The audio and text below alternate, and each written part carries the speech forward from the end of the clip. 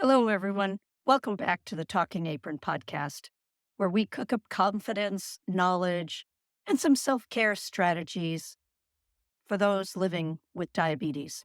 I'm Ann Bernardin, your host, and today we're diving into a topic that kind of hits home for most of us, and it's called Wise Decisions, Measurable Results. We are comparing how we plan for our financial health versus how we plan for our physical diabetes care or health. Spoiler alert, the same principles apply. And by the end of this episode, you'll have actionable steps to improve both areas of your life. If you're listening to the Talking Apron for the first time, I'm so glad you found us. And who am I? I'm a type 1 diabetic who was diagnosed at the age of 50. And thankfully, I was teaching nutrition and wellness at the time. Now, before we go ahead and get started, go ahead and go grab your cuppa and we'll get started. So, why? Why are we looking at health like financial? Let's start by thinking how we plan for our financial health. Most of us are pretty diligent or have some type of loose plan in place where we look at our monthly statement or we go online and we pay our bills and we take a look to see how much extra cash maybe we're saving for something. We set budgets, track and plan our big expenses, and sometimes we make sure we're saving for that long distance future. And that's whether it's a down payment for a house or for a car. And we understand that small, consistent investments today can lead to big rewards down the road. And we break down our financial goals into manageable chunks. And what am I talking about right now? Why am I in finance when this is diabetes? Well, keep listening. There's a relationship here. So, do you have an emergency fund? Check. Do you have retirement savings? Almost on your way? Check.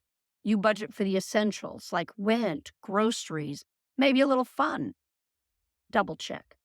And we measure our progress with the statements, with account balances, and with net worth markers. We do. And if something's off, we adjust. And that's how we achieve our financial goals. And it's a strategy that works.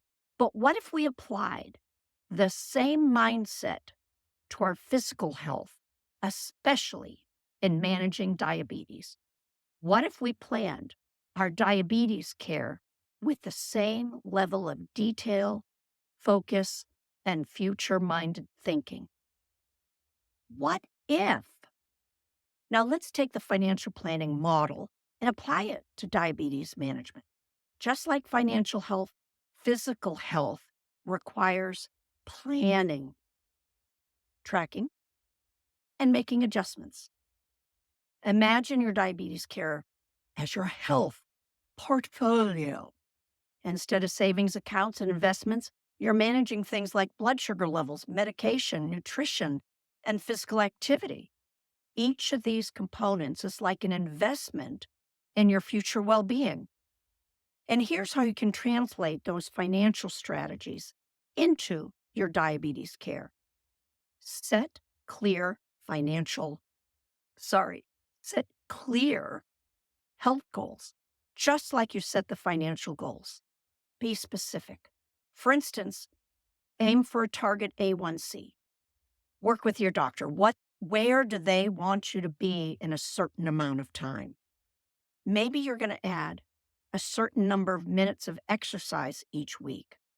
Or maybe you're going to pick one meal a day that you really concentrate on to change up, to add more nutrition or less carbohydrates. So that was setting clear goals. The next is budgeting. Budgeting your time and your energy. Think of your time and energy as currency. How much are you spending on thoughtful meals, grocery shopping, food prepping, general meal planning, exercise, and stress management. Are there areas where you can cut back? Or are there areas where you need to invest more? A little less Netflix and a little more walking? Then you want to go ahead and track your progress, just as you would your finances. Track your health metrics. Monitor your blood sugar levels, whether you're counting carbs, grams of protein, or reducing your fat intake in the meals that you're making and eating. And how about tracking your physical activity? Keeping a journal or using an app like myself. I have a Fitbit. Help yourself to visualize your progress over time. And then we're going to go and be adaptable. We're going to adjust as needed. Now, financial plans often need adjustments. You know, there are so many changes in life, whether you have to have a move or you have a job change, and all that affects financial. Well, guess what? That also affects your health. The financial plans often require adjustments. So does your diabetes management plan. And I can tell you right off, making a move from Massachusetts to California 3 or 4 months ago, big adjustments in my health plan. Why? One, humidity is much less. I have to drink a whole lot more water. Two, I'm living in a smaller place. I have to make sure I make and have more steps in my day.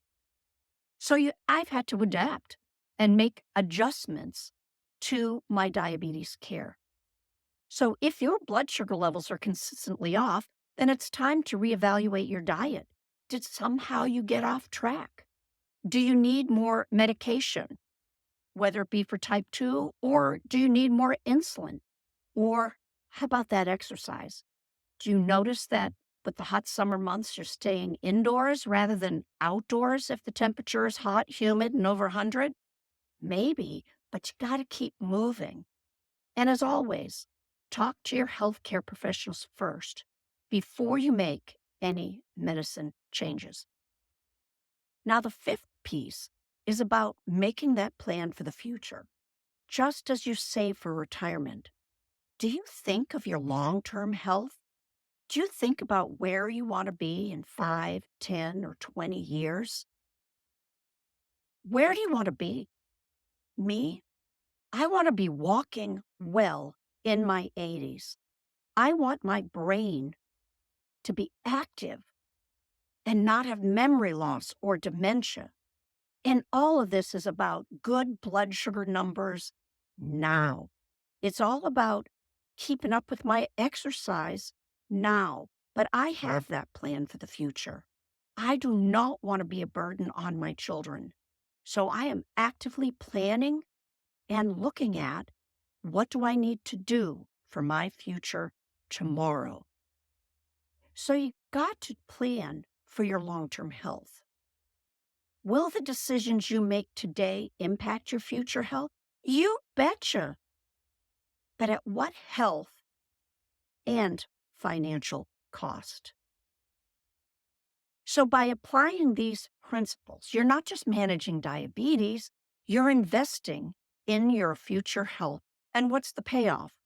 More energy, fewer complications, and the ability to enjoy life on your own terms. Remember, just like financial health, it's about consistency and commitment. Small, wise decisions today can lead to measurable, significant results in the future. And the best part, you are in control. Just as you control your financial destiny by making informed choices, you have the power to manage your diabetes and shape your future health. So now that we've covered the strategy, let's talk about taking action steps. Because what's a plan without execution? First thing we want to do, to have that pen and paper ready, go ahead and get one if you need to. Set one clear health goal today, right now, and write it down. Whether it's improving your A1C or adding a 10-minute walk at lunchtime to your daily routine. Make it specific and actionable. The second is start tracking. Pick one metric.